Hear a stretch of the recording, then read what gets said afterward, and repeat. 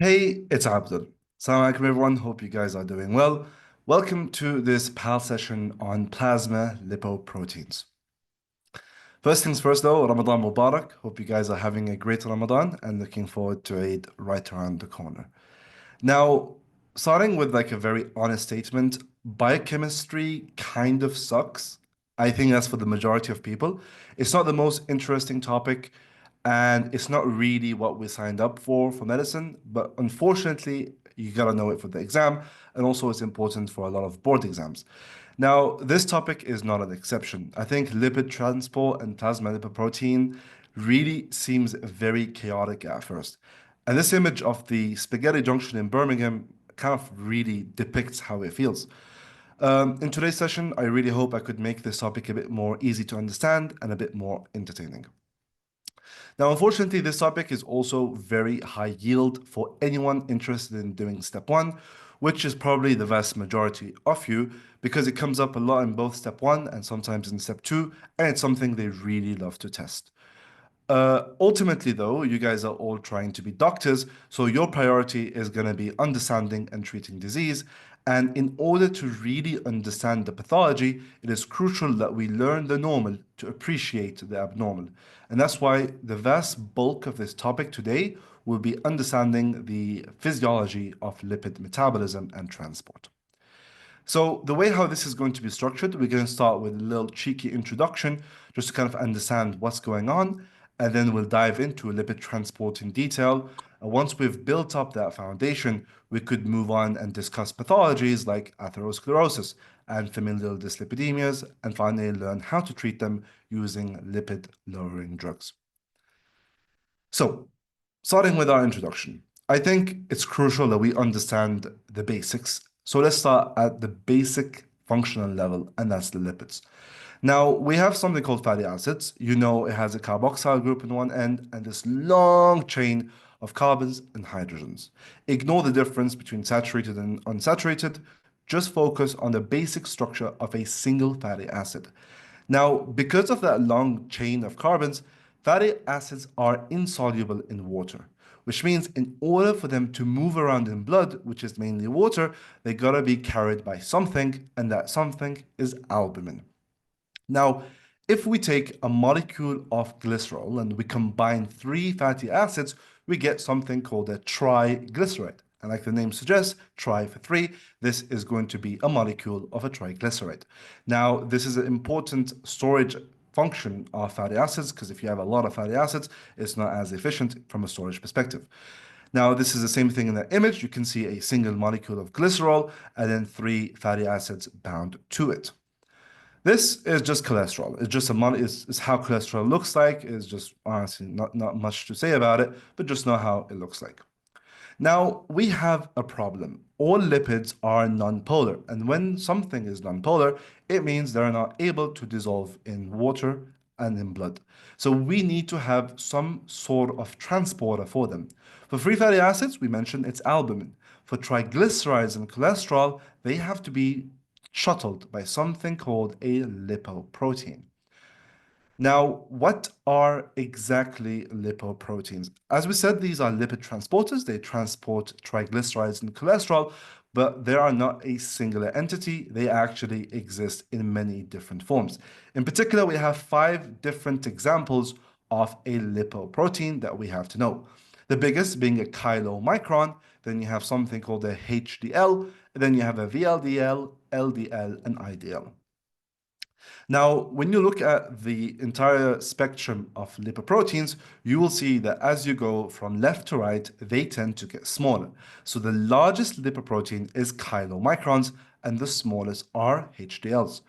Inversely, the density of proteins get lower. So chylomicrons have the lowest density of proteins, but that bigger size because they're jam full of triglycerides. And HDL are the densest, and that's why we call them high density lipoproteins. And VLDL, IDL, and LDL kind of exist in the middle. Now, let's deconstruct the basic structure of a general lipoprotein. In the interior, you have a lipid core. This could be full of triglycerides, and this could be full of cholesterol esters. The outer shell is composed of like apoproteins and phospholipids and some core cholesterol components, but in general, this is the basic structure. Now, you may have heard the term an apolipoprotein.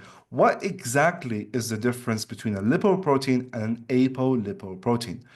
Well, lipoprotein is what we just mentioned, a lipid core, this kind of this outer shell.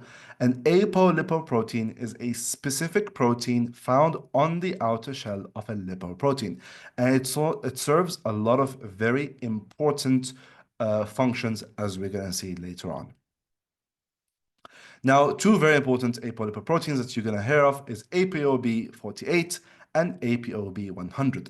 Both of them serve very different functions, which we will explore in a bit, but these are examples of how we write down the various apolipoproteins. Now, as we said, lipoproteins are our lipid shuttles. They transport lipids across the body because they are not able to be absorbed. And that basically wraps up our introduction section. I'm going to have a little cheeky sip of water before we dive into the big boy. So, back to lipid transport. This image, by the end of this session, it looks very chaotic at the moment and it seems all over the place, but we will be able to absolutely understand this image by the end of it. And this image is from first aid. It's a quick snapshot of everything that goes in when we talk about lipid transport. Now, lipids could go from places to places. They could go from the intestines to adipose tissue and to the liver, and they can also go backwards from the liver to the rest of the tissue. So there are various different routes of transport for lipids.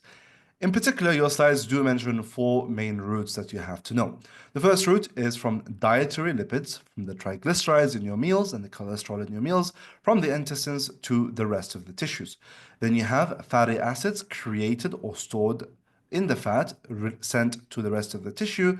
Then you have lipids from the liver, again going to the rest of the tissue. And finally, you have reverse transport from the peripheral tissue back into the liver. Now, as we go through this topic, we're going to explore all the different routes and how they come through. So let's say you just had a huge meal. This meal is full of dietary fat and cholesterol. Obviously, you consume it and it will then go into your small intestines. There, the magic process of digestion takes place and those lipids will be broken down into smaller components and they will be absorbed by your intestinal cell. Now, this is the very first step. Those fatty acids in the intestinal cell will be turned into triglycerides. Again, one glycerol molecule and three fatty acids.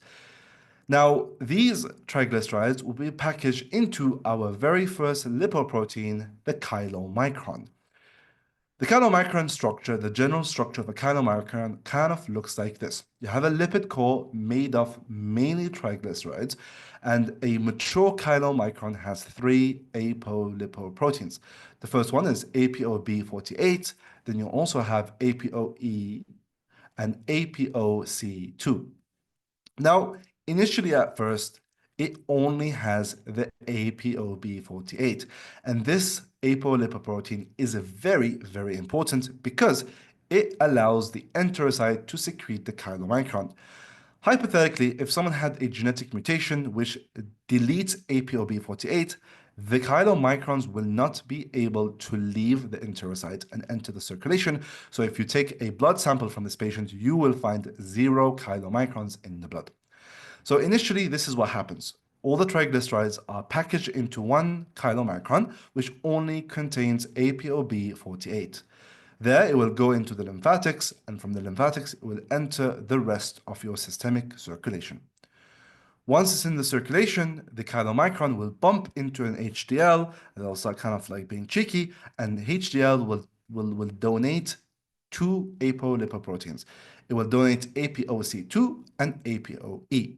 Now, this is your classical example of a mature chylomicron. It has those three apolipoproteins and it's ready to continue its mission. Now, in this diagram, you can see the chylomicron will keep going around the bloodstream until it meets a lipoprotein lipase. Now, this enzyme, also known as LPL, will bind to the apoprotein C2 and it will be able to catalyze a reaction that will break down those triglycerides into free fatty acids that the peripheral tissue can absorb. So, as we said, APOC2 will bind to the LPL receptor and it allows for the breakdown of triglycerides into free fatty acids and then absorption. So this is a little schematic of a capillary, in particular a capillary of only adipose, skeletal, or cardiac muscle. Very important to know, we do not have LPL in hepatic tissue or hepatic capillaries. They have something completely different. So let's say you have your chylomicron and it reaches somewhere that contains lipoprotein lipase, then what's going to happen is that the APOC2 will bind to the LPL and then boom, breakdown happens and that tissue will then absorb some of those triglycerides. And this process keeps happening again and again. Now, LPL activity is modified by certain things. So let's say you just had a big meal, your insulin levels are very high. This fed state will promote increased LPL activity in adipocytes so they can absorb all those extra free fatty acids. Conversely, let's say if you're fasting or you're doing exercise, then the levels of LPL in the muscle are going to be upregulated, so the muscle could start taking those free fatty acids for glucose something. So low-key, I kind of forgot, but it's for something. Now, this process keeps on going, and the chylomicron keeps getting smaller and smaller and smaller as it keeps giving away those triglycerides. Eventually, it becomes something called a chylomicron remnant. It's ending its life journey, and as it does so, it reaches the hepatocytes, which contain an APOE receptor, which binds to the APOE in the chylomicron and allows it for it to get absorbed by the liver and then broken down into its constituent components. And exactly that's what you can see in this diagram here. This chylomicron remnant will bind to a hepatocyte, be absorbed, and then be digested. And this is the end of our poor little chunky boy. So we're done with the roots of lipid from diet and from digestion. Let's move into something a bit different. The liver secretes two main lipoproteins, HDL and VLDL, and let's start by discussing HDL first.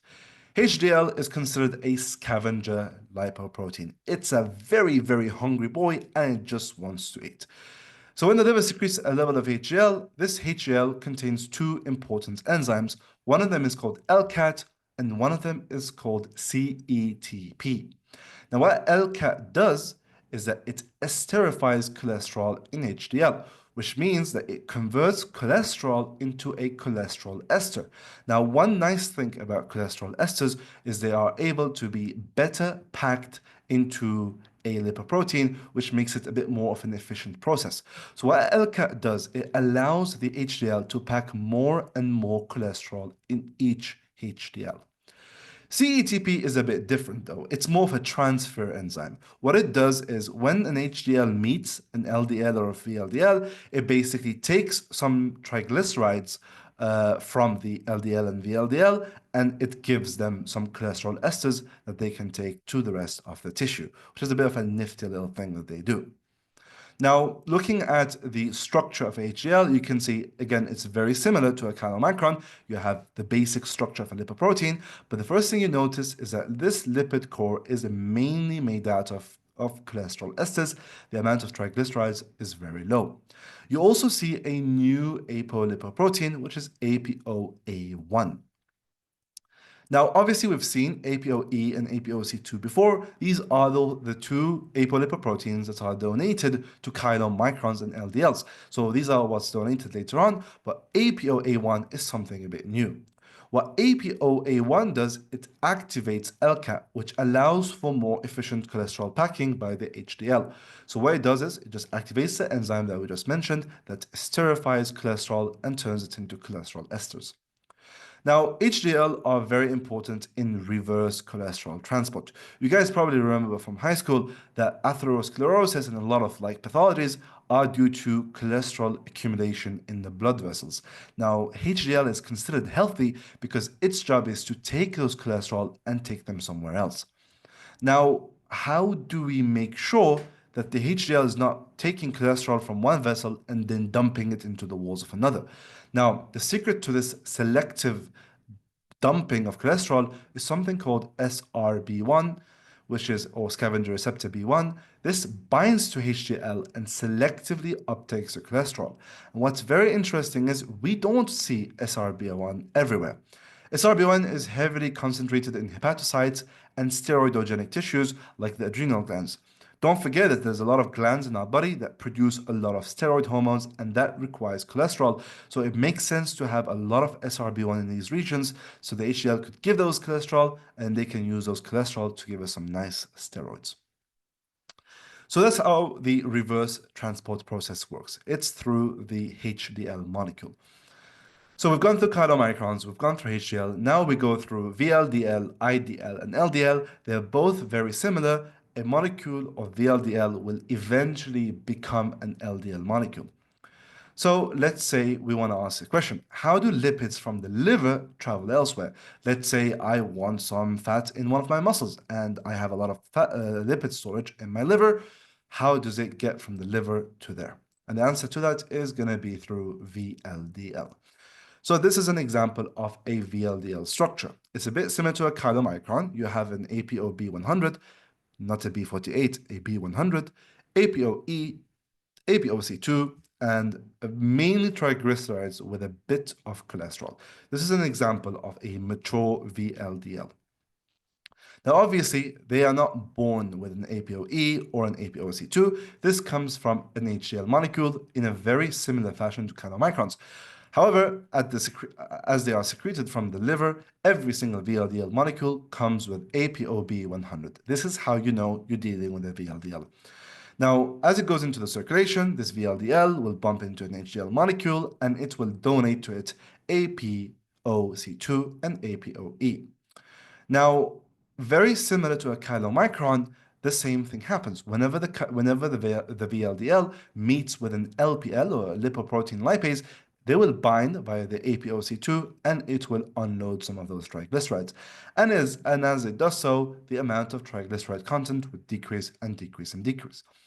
Now, another thing that can happen to a VLDL is that sometimes it might bump into an HDL. Now, one thing I do want to mention, like a bit of a disclaimer, it's for the sake of illustration, but the sizes in real life are very different. The HDL molecule is far, far, far smaller than the VLDL, but I just zoomed it up so you can see what happens. So on the left, you have a VLDL molecule, and on the right, you have your HDL molecule, which is heavily, heavily cholesterol, whilst the VLDL, as you can see, is heavily, heavily triglycerides. We mentioned earlier about a special enzyme called CATP. When that happens, love is in the air and a little exchange happens. The VLDL gives the triglycerides to the HDL, and the HDL gives it some cholesterol esters to package inside its lipid core.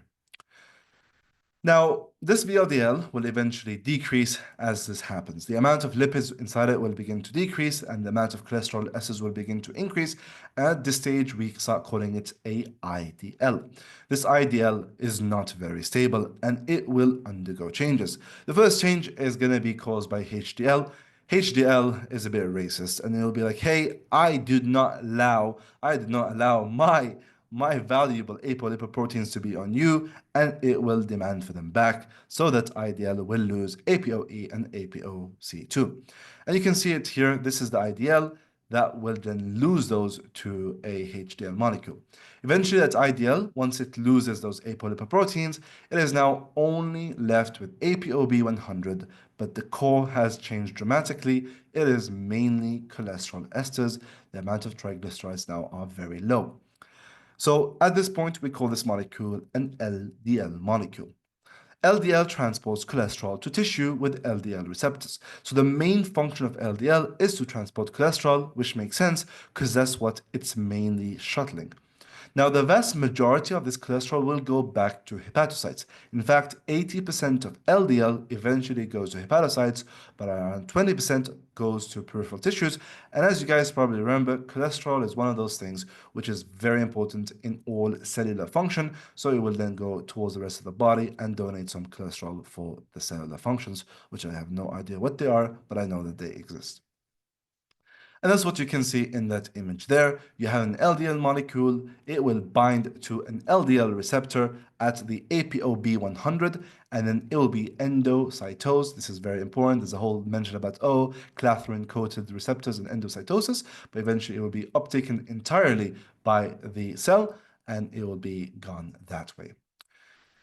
Unfortunately, life is not that beautiful. Life is not that easy. There are some annoying things that we have to discuss, and that is going to be regulation. It would not be biochemistry if you didn't know how things self-regulate. Now, the nice thing about lipid transport is that cholesterol itself is self-regulating. When there is too much cholesterol in the liver, it will itself kind of change how things happen to minimize that increase. This low resolution image from your slides kind of demonstrate that. If the internal cholesterol levels increase, there's a bunch of things that happen intracellular to decrease that. The first thing that happens is inhibition of a key step of the process, which is going to be HMG-CoA reductase. HMG-CoA reductase catalyzes the most important step in endogenous cholesterol synthesis, which is going from mevalonate to cholesterol. No, sorry, it goes from HMG-CoA to mevalonate. So if you inhibit this, you basically shut down the factory that produces cholesterol within the hepatocyte. Another thing that happens when the cholesterol increases within the liver is inhibition of LDL receptor transcription. So you decrease the amount of LDL that will be dumping cholesterol into the liver. And finally, you increase ACAT activity.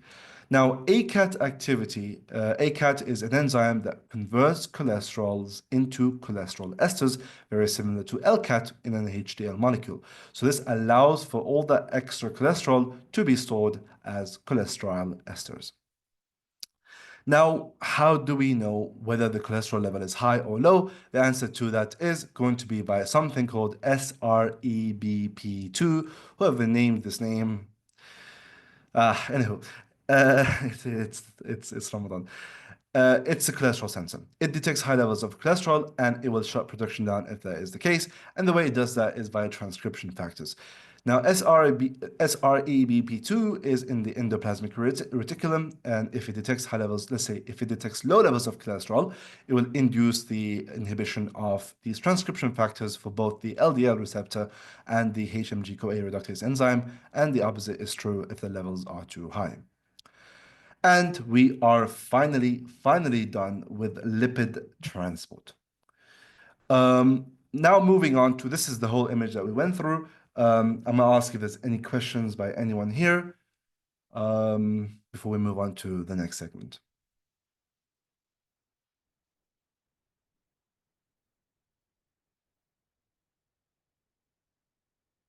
Okay, I think we don't have any questions, so let's move on to the pathology.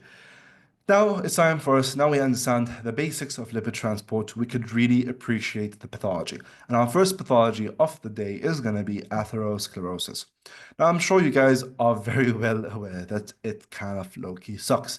Atherosclerosis is not only a huge contributor to overall mortality and cardiovascular mortality, but it is also associated with a lot of other conditions like kidney injury, chronic renal disease, peripheral vascular disease, and strokes, carotid disease, etc. So in general, we can all agree that it really does suck. Now, at the core pathogenesis of atherosclerosis is abnormal lipid metabolism. The truth between me and you is that this is still under very heavy debate, and there's a lot of kind of discussions within the cardiology world about what really is the cause. And every time there's a new study that comes out disproving another theory. But for now, I'm just going to go over what's on your slides. And what we kind of know is atherosclerosis is due to some degree of abnormal lipid metabolism. Now, macrophages contain something called an SRA receptor, a scavenger receptor A. What this receptor does is that it endocytoses oxidized LDL via its ApoB receptors. And that will be all fine and dandy, but it comes with one significant problem, and is that SRA is blind. It is not downregulated when the levels of cholesterol are increased, which means the macrophage will just keep on eating and eating and eating and eating and eating even more cholesterol and not stopping because, again, SRA is not downregulated. Eventually, this macrophage will become a foam cell, and that is a key step in the pathogenesis of a atherosclerotic plaque formation, which is why it's a bad thing.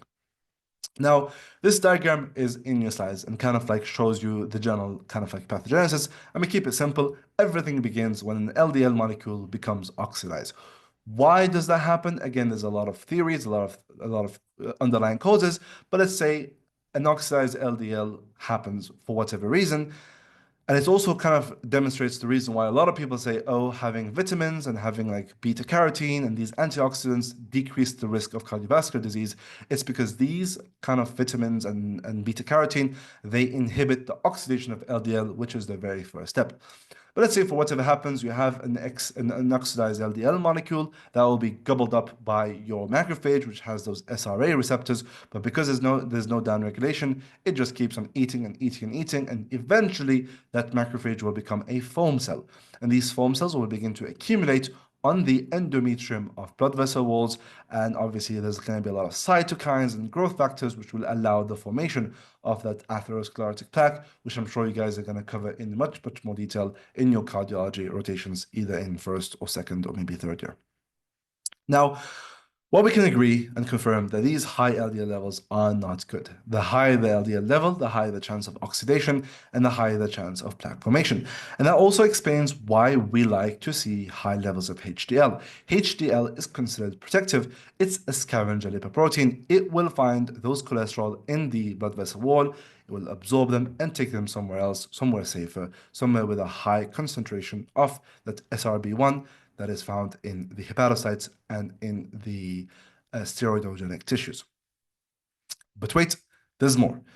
This is something that I never knew and for sure was not taught to us when I was doing biochemistry a few years ago. Well, not a few years ago, probably 5, 6 years ago. And that is lipoprotein A. Apparently, high lipoprotein A has been recently shown to be a risk factor.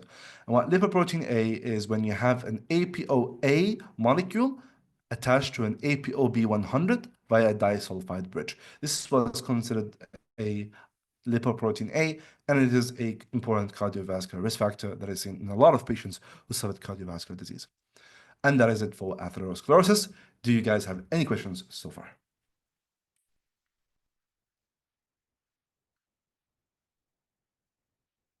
Moving on to familial dyslipidemias. Now, the vast majority of patients with a dyslipidemia or an abnormal lipid level is usually lifestyle related. Whether it's eating too much albake or not enough exercise, a lot of the times this is a result of bad lifestyle. However, there are some cases where you see that this dyslipidemia is more of a genetic condition. Let's say you're a family medicine doctor and you get this patient who's been telling you, oh, my lipid levels are abnormal, and oh yeah, my 22-year-old brother died from a heart attack, and my 22-year-old cousin also died from a heart attack, and my dad, who's 44, had 3 or 4 MIs. You could probably tell something is awfully wrong, and that's a good clue that you're dealing with the genetic familial dyslipidemia. Now, there's actually a bunch of different dyslipidemias that you have to learn for your step 1 exam, but for the sake of your topic and for your biochemistry slides, there were only 3 diseases mentioned. And there is type 1, hyperlipoproteinemia, type 2, and A beta lipoproteinemia. Starting with type 1. Type 1 hyperlipoproteinemia is associated with very, very high triglyceride levels. These patients have very high levels of triglycerides in their blood. And when you do a blood test, they're not in the hundreds, they're in the thousands. Now, if you go back to the normal pathophysiology, we know that the chylomicrons will bind to an LPL receptor by an APOC2. Now, if this does not happen, and the chylomicron is not able to give triglycerides to the peripheral tissue, the level will begin to increase and increase. It's very logical.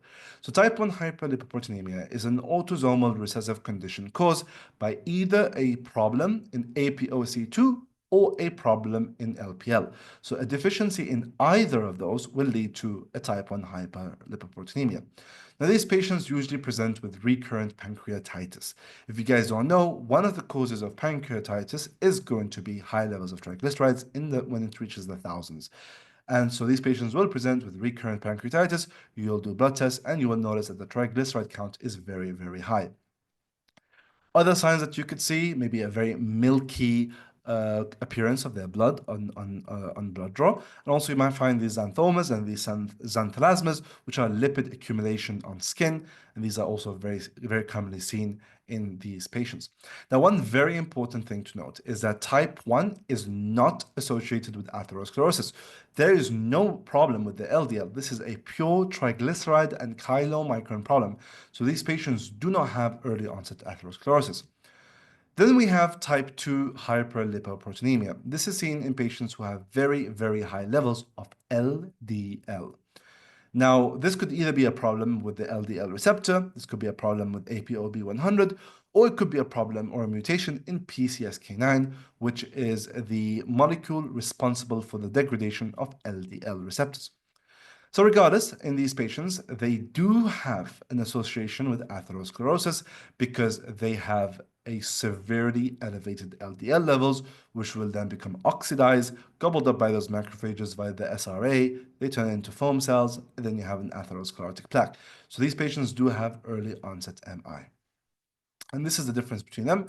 Again, type 2 is autosomal dominant, whilst type 1 is autosomal recessive. Type 1 is not associated with early onset atherosclerosis, whilst type 2 is. Finally, we have a beta lipoproteinemia. This is not a hyperlipidemia, this is actually a hypolipidemia. And the central pathogenesis is the absence of either ApoB100 and the absence of ApoB48. If you don't have ApoB100, VLDL cannot be released from hepatocytes and it cannot bind to LDL receptors. And obviously, if you don't have ApoB48, those chylomicrons also cannot be secreted from those enterocytes. So these patients will have very low levels of chylomicrons, very low levels of VLDL and LDL. And the main clinical manifestation of these patients is going to be severe fat malabsorption. Initially, they'll present with childhood steatorrhea, which is going to be these heavy, bulky stools that float in the bathroom. And then eventually they will develop like failure to thrive and fat-soluble vitamin deficiency. As you guys know, vitamin A, K, E, D are fat soluble, which means if you're not able to absorb fat, you will not be able to absorb them. So these patients will end up developing vitamin A deficiency and signs of the other vitamin deficiencies. And that wraps up all the different pathologies. Now we're reaching our final section, which is going to be the lipid-lowering drugs. Now, lipid-lowering drugs are very important. They are one of the most commonly prescribed medications when you consider how common dyslipidemias are in the general population. But in general, and you're going to know this more in your clinical years, we don't like to start with medications because obviously all medications have side effects. So initially, the first line approach to any patient with a dyslipidemia is lifestyle modifications. Now, if a patient has elevated levels of triglycerides, we could recommend caloric and carb restriction diets. Losing weight in general is a very good idea. And also, fish oil consumption has been shown in some studies to decrease triglyceride levels. If a patient comes in with high levels of cholesterol, again, reducing dietary cholesterol and saturated fats and incorporating dietary fiber are both important things that we could do, even though between me and you, there's a lot of controversial debate in the literature regarding about the impact of reducing dietary cholesterol. This diagram is from First Aid, and it seems chaotic all over the place, but it's a beautiful diagram that shows you all the different lipid-lowering medications. Today, though, we will be focusing on only three: statins, the PCSK9 inhibitors, and the bile acid reabsorption, bile acid sequestrants. So obviously the most common of them are going to be statins. You probably have a grandmother or a grandfather or a family member who is being treated with statins, and the nice thing about them is they all end with statin in their name. So stuff like atorvastatin and other stuff. Now, the way how statins work is they inhibit HMG-CoA reductase. We mentioned earlier how this was the key enzyme in endogenous cholesterol synthesis. So what they do is they inhibit this enzyme and they decrease the amount of cholesterol production inside the hepatocytes. Now, obviously, this will lead to a drop in cholesterol, and the hepatocyte will react to this, and it will do so by inducing LDL receptor synthesis. Remember how we mentioned that weird sounding, which I actually forgot, the SREBP thingy on the endoplasmic reticulum, the cholesterol sensor?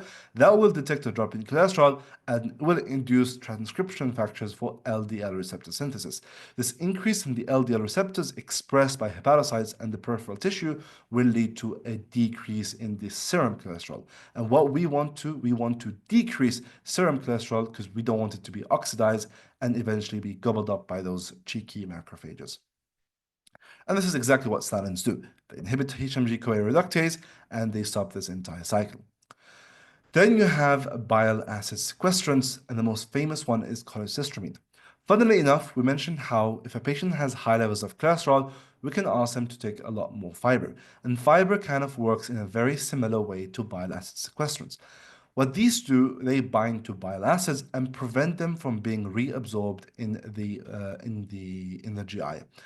So because we start losing bile acids in the stool, the liver has to increase bile acid production, which requires cholesterol. That will decrease the amount of cholesterol within the cell, and the same thing that statins induce will do. The body will react by increasing the amount of LDL receptors, and they will begin to soak up all that serum cholesterol via those receptors. Finally, you have the PCSK9 inhibitors, which obviously inhibit PCSK9. PCSK9 binds to LDL receptors and breaks them down, so a PCSK9 inhibitor will prevent this from happening, allowing us to keep the LDL receptors for longer and therefore decreasing the serum cholesterol. So at this point, we're basically done with the lecture. We're going to have a little crash summary slide, which you could watch maybe a few days before your exam. But up until this point, does anyone have any questions so far?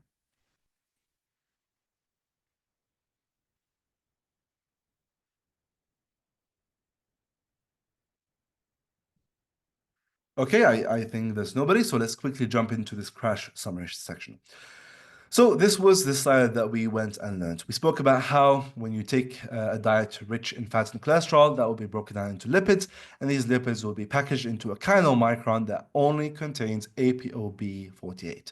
This will then go into the lymphatics and reach the circulation, where it will bump into an HDL molecule, which will kindly donate ApoC2 and ApoE.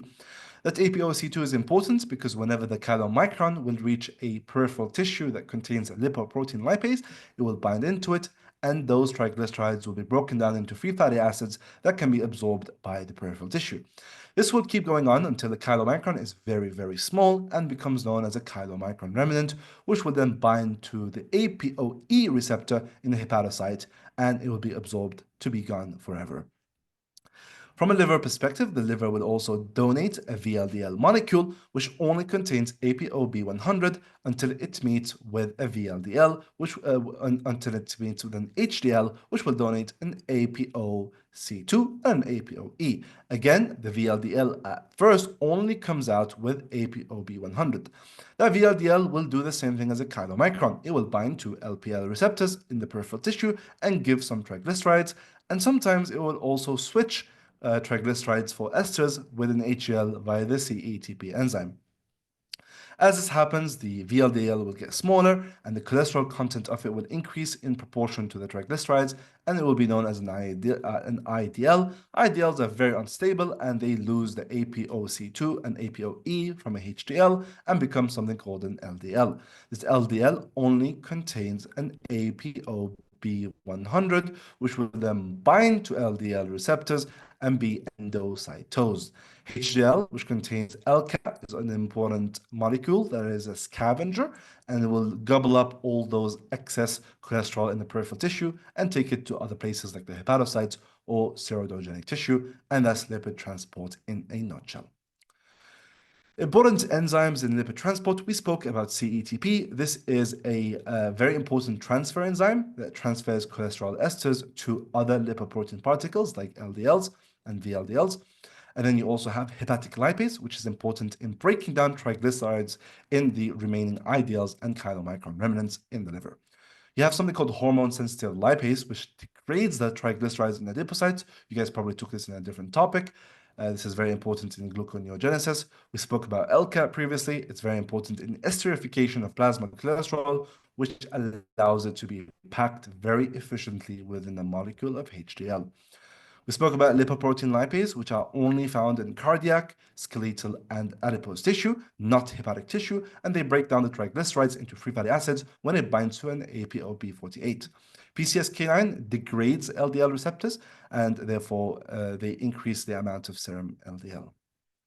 In terms of the major apolipoproteins, we have ApoE, which is important for remnants. It's what allows those remnants to be taken up by the liver. You have ApoA1, which is only found in HDL, and it's important because it activates the enzyme LCAT. ApoC2 is very important because it binds to lipoprotein lipase and allows for that process of breaking down of triglycerides to take place. ApoB48 is required to be secreted into the lymphatics, is seen in chylomicrons, and ApoB100 is what binds to LDL receptors, and they are found in all LDLs. Now, lipoprotein functions are very different. As we said, chylomicrons are very important in delivering triglycerides to the peripheral tissue. VLDLs, they give those hepatic triglycerides also to peripheral tissue. So it's part of the transport of lipids from the liver to the rest of the body. You have those LDL molecules which deliver those hepatic cholesterol to the peripheral tissues, which is important because a lot of cells need cholesterol for basic function, but also do know that LDL could be oxidized and be taken up by macrophages, which increases the risk of atherosclerosis. Then you have HDL, which is your reverse cholesterol transporter. It basically takes up cholesterol from the peripheral tissue back to the liver or back to steroidogenic tissues, decreasing the risk of atherosclerosis formation.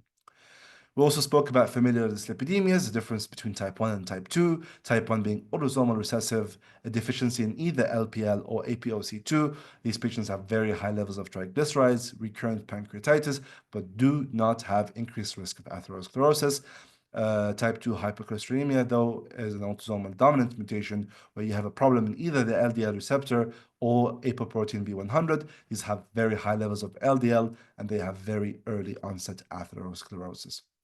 And that is all. It's a bit of a dense video, but I hope you guys found this helpful. If you guys have any questions, do reach out to me on any of my social media platforms. I am more than happy to help in any way possible. If you guys have any questions, do let me know, and thank you so much for listening.